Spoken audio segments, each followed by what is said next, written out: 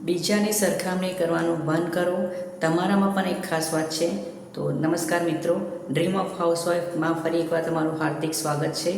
તો આજે હું તમને એક પ્રશ્ન પૂછવા જઈ રહી છું કે શું તમને ક્યારેય કોઈને જોઈને એવું થયું છે કે કાશ મારી જિંદગી આના જેવી હોત તો, કાશ મારી પાસે આના જેવી વસ્તુ હોત તો, કાશ મારી પાસે કાર હોત તો, કાશ હું આના જેટલી ખુશ હોત તો, કે કદાચ કાશ હું આ વ્યક્તિ જેટલી સુંદર દેખાતી હોત તો કેવું સારું, પણ મારા જીવનમાં તો કંઈ જ નથી. શું તમે ક્યારેય આવું વિચારો છો કોઈને જોઈને, કે કોઈની લાઈફને જોઈને તમે આવી સરખામણી કરો છો?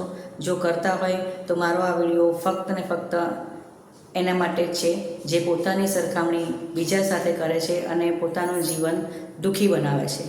તો મિત્રો, આજના જમાનામાં બધા પોતાની સરખામણી બીજા સાથે કરી રહ્યા છે. તો બીજા સાથે આપણે સરખામણી બીજા સાથે શું કામ કરવી જોઈએ? શા માટે આપણે સરખામણી એકબીજા સાથે કરીએ છીએ કે હું આના જેવી નથી, મારી પાસે આ વસ્તુ નથી? તો ઘણા લોકો એવા હોય છે કે બીજાની લાઈફ જોઈને ખૂબ જ અપસેટ થઈ જાય છે, દુઃખી થઈ જાય છે, પોતાની લાઈફને એની સાથે કમ્પેર કરે છે, સરખામણી કરે છે, પોતાના જીવનને સરખાવે છે. તો પ્લીઝ આવું ના કરો. ભગવાને તમને જે કંઈ આપ્યું છે સમજી વિચારીને જ આપ્યું છે. તો આજના જમાનામાં સોશિયલ મીડિયા પર તમે જે કંઈ પણ જુઓ છો, બધાની લાઈફ જુઓ છો, કે તમે જોતા હશો કે આ વ્યક્તિના ઘરમાં જે આ વસ્તુ આવી તો એને શેર કરી છે, આ વ્યક્તિ આ જગ્યાએ ફરવા ગયું છે, આ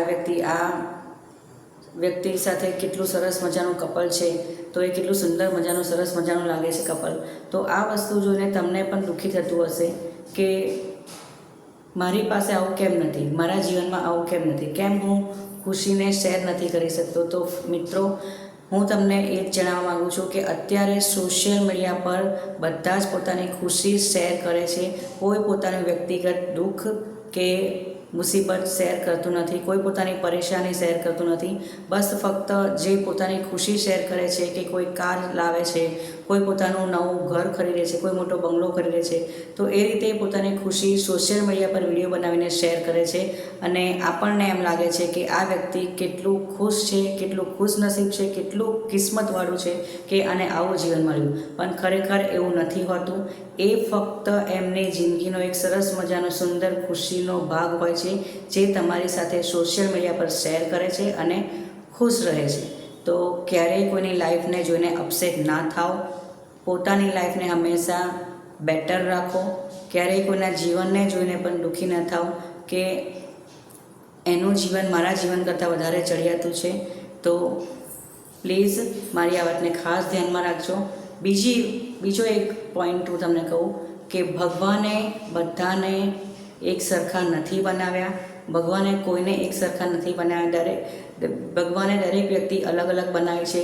દરેક વ્યક્તિમાં અલગ અલગ હુનર આપ્યું છે. દરેક વ્યક્તિને પોતાની અલગ અલગ ઓળખ આપી છે.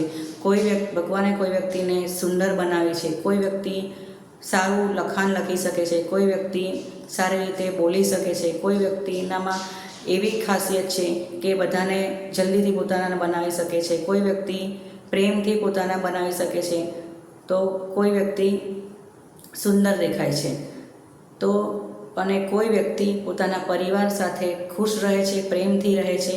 જો તમે પણ તમારા પરિવાર સાથે ખુશ અને પ્રેમથી રહેતા હોય તો તમારામાં આ સૌથી મોટી ખાસિયત છે કે તમે તમારા પરિવારને પ્રેમથી જોડીને રાખો છો અને એમની સાથે ખુશીથી, શાંતિથી રહો છો. આ કોઈ નાની વાત નથી. અને માટે હું તમને એ જ કહું છું કે જો તમે તમારા પરિવારને પ્રેમથી જોડીને રાખતા હોય, તમારા પરિવાર સાથે ખુશ રહેતા હોય, પ્રેમથી રહેતા હોય, તો આ તમારા અંદરની એક સરસ મજાની સૌથી મોટી ખાસિયત છે. કારણ કે અત્યારે ઘણા બધા પરિવારોમાં નાની નાની વાતોથી મતભેદ ઊભા થાય છે, સંબંધોમાં તિરાડ પડી જાય છે, અલગ પડી જાય છે. જો તમે એમાંના એક હોય જે તમારા પરિવાર સાથે જોડાઈને રહો છો, નાનીથી નાની બાબત તમારા પરિવારમાં શેર કરો છો, ખુશ રહો છો, બધા સાથે હળીમળીને રહો છો, તો આ તમારા અંદરની સરસ મજાની ખાસિયત છે જે તમે એને નહીં ઓળખતા હોય. અને જો ના ઓળખતા હોય તો પ્લીઝ એને પહેચાનો કે તમારું આ એક અલગ વ્યક્તિત્વ છે જે તમારા પરિવારને તમે જોડીને રાખ્યું છે. તો હવેથી ક્યારેય એવું ના વિચારશો કે હું આ વ્યક્તિ જેવી નથી, મારું વ્યક્તિત્વ, મારો સ્વભાવ આ વ્યક્તિ જેવો નથી. તો હું પણ તમને એ જ કહેવા માગું છું અંતમાં કે જો તમને એવો વિચાર આવ્યો હોય કે હું મારી સરખામણી બીજા સાથે કરી રહી છું, તો અંતમાં હું એટલું જ કહીશ કે હવેથી એ નક્કી કરો કે હવેથી તમે ક્યારેય એવું નહીં વિચારો કે મારું જીવન આના જેવું નથી, કે તમારી સરખામણી હવે તમે કોઈની સાથે નહીં કરો. પ્લીઝ કમેન્ટમાં મને એ લખીને આપજો કે હવે પછી તમે તમારી જાતને જેવા છો એવા જ એક્સેપ્ટ કરશો, એવા જ સ્વીકારશો અને દરરોજ આઈના સામે જોઈને એવું બોલશો કે હું જેવી છું એવી જ સર્વશ્રેષ્ઠ છું, મારે કોઈની સાથે મારી સરખામણી નથી કરવી કે મારા જીવનની પણ સરખામણી હવે કોઈની સાથે નહીં કરું. ભગવાને મને જે આપ્યું છે હું હવે એમાં જ ખુશ રહીશ. કારણ કે અત્યારે બધા સરખામણી કરવામાં કમ્પેરિઝન કરવામાં પોતાનું જીવન દુઃખી કરી નાખે છે, પોતાની લાઈફ અપસેટ કરી નાખે છે. ભગવાને એને જે આપ્યું છે એ જોઈને ખુશ નથી રહી શકતો, પણ બીજાની લાઈફ જોઈને એ દુઃખી થઈ જાય છે કે મારા જીવનમાં આવું નથી. તો આવો વિચાર મનમાં ના લાવશો.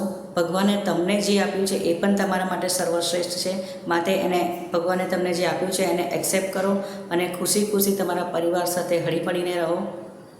બીજાની લાઈફ સાથે કમ્પેર કરીને પોતાના પરિવારમાં મન દુઃખ ઊભું ના કરો. પોતાના પરિવાર સાથે હસી ખુશી રહો. જો તમે બીજાની લાઈફ જોઈને અપસેટ થશો તો તમે પણ દુઃખી રહેશો અને તમારો પરિવાર પણ દુઃખી રહેશે. જો તમે ખુશ રહેશો તો તમારો પરિવાર પણ ખુશ રહેશે. માટે હું તમને હાથ જોડીને વિનંતી કરું છું કે આજનો આ વિડીયો ખાસ એ માટે મેં બનાવ્યો છે કારણ કે આજના જમાનામાં સોશિયલ મીડિયા પર બધાની ખુશી જોઈને, બધાને વિડીયોઝ જોઈને બધા દુઃખી થાય છે.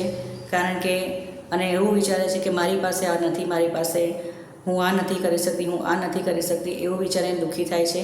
તો એવો વિચાર ક્યારેય ના લાવશો. માત્ર ને માત્ર એ સોશિયલ મીડિયા પર પોતાની ખુશી શેર કરે છે. એમની રિયલ લાઈફ અલગ હોય છે અને રિયલ લાઈફ પણ કંઈક અલગ હોય છે. તો પ્લીઝ જો તમને મારો આ વિડીયો ગમ્યો હોય તો કમેન્ટમાં જરૂરથી લખજો કે હવેથી હું મારી સરખામણી કે મારા જીવનની સરખામણી કોઈની સાથે નહીં કરું. હું જેવી છું એવી જ સર્વશ્રેષ્ઠ છું. અને જો મારો આ વિડીયો ગમ્યો હોય તો વિડીયોને લાઈક કરજો, વધુમાં વધુ શેર કરજો. જે લોકો પોતાની સરખામણી બીજાના જીવન સાથે કરતા હોય એમની સાથે આ વિડીયો જરૂરથી શેર કરજો, જેથી એ લોકો પણ એમના જીવનમાં શાંતિથી જીવી શકે, પરિવાર સાથે શાંતિથી રહી શકે અને પોતાનું જીવન ભગવાને જેવું આપ્યું છે એવું એક્સેપ્ટ કરે, સ્વીકારે અને હસી ખુશી પોતાના પરિવાર સાથે રહે. તો પ્લીઝ મારો આ વિડીયો ગમ્યો હોય તો લાઈક કરજો, કમેન્ટ કરજો અને મારી ચેનલ ડ્રીમ ઓફ હાઉસવાઈફને સબસ્ક્રાઈબ કરજો અને મને આગળ વધવા માટે જરૂરથી મદદ કરજો. તો જય શ્રી કૃષ્ણ. મળીએ આપણે બીજા એક નવા વિડીયોમાં, એક નવા એપિસોડ સાથે જલ્દીથી મુલાકાત થશે. ત્યાં સુધી જય શ્રી કૃષ્ણ, રાધે કૃષ્ણ, ધન્યવાદ, બાય બાય.